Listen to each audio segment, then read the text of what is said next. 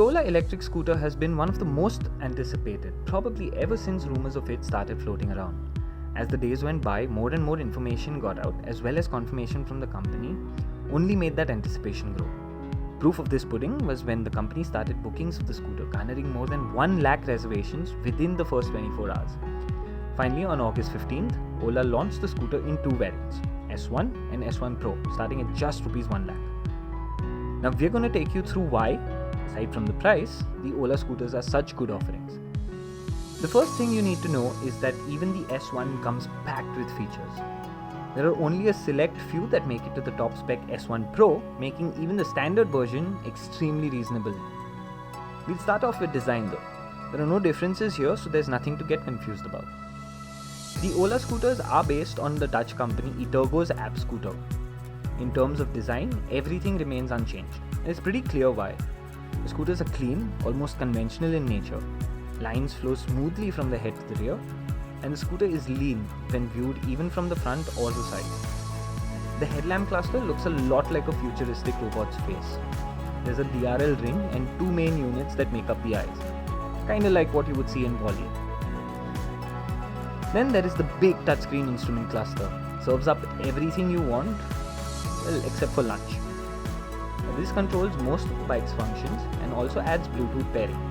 You connect your smartphone for the digital key, but we'll get into that in a bit. Powering the scooters is the same mid-drive 8.5 kilowatt motor.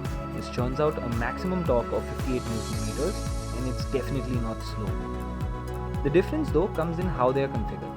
While the S1 is capable of a top speed of 90 km per hour and a 0 to 40 time of 3.6 seconds, the S1 Pro manages 115 at the top and 0 to 40 of just 3 seconds. Now these differences come from 2 factors.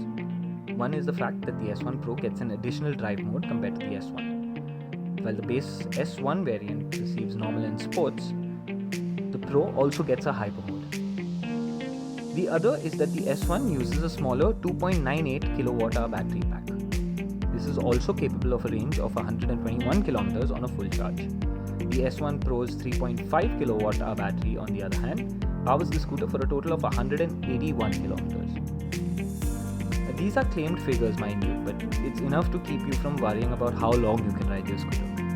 A quick jaunt outside the city and back is well within its limits.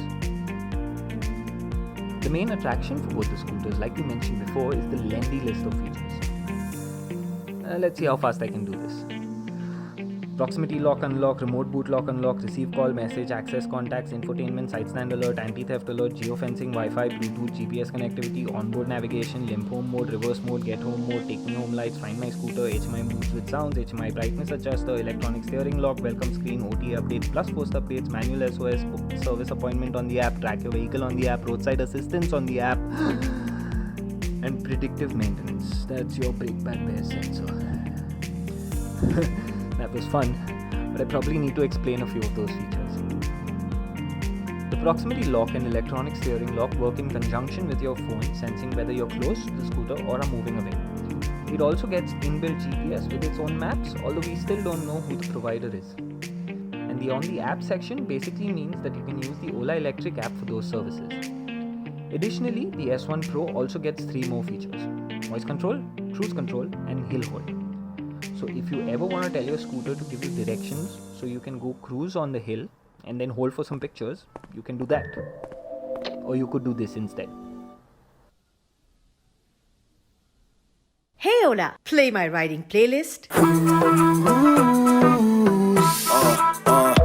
नहीं मुझे चलना है दुनिया से तेज, नहीं मुझे सड़कों पे करनी है. The scooters have speakers built into them. These usually produce a number of space age sounds instead of the conventional engine rumble, but you could even choose to play your own music from them. The S1 Pro adds in a microphone array so you can talk on the go. Now, they say that there is decent noise cancellation tech, but we'll reserve our views on that for now. And then finally, charging.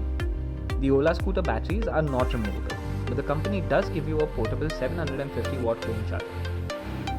This is able to charge the S1 from 0 to 100% in 4 hours and 48 minutes, and the S1 Pro takes 6 hours and 30 minutes for the same amount.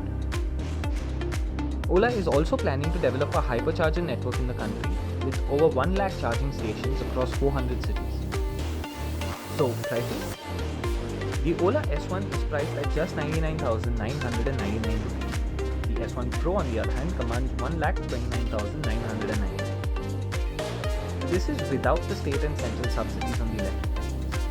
In Delhi, for example, the S1 will cost just 85,009 rupees, while in Gujarat the scooter is as cheap as 79,000. The Ola S1 and S1 Pro are open for bookings at $499. Ola does say that purchases are scheduled to begin on September 8th and deliveries to begin in October.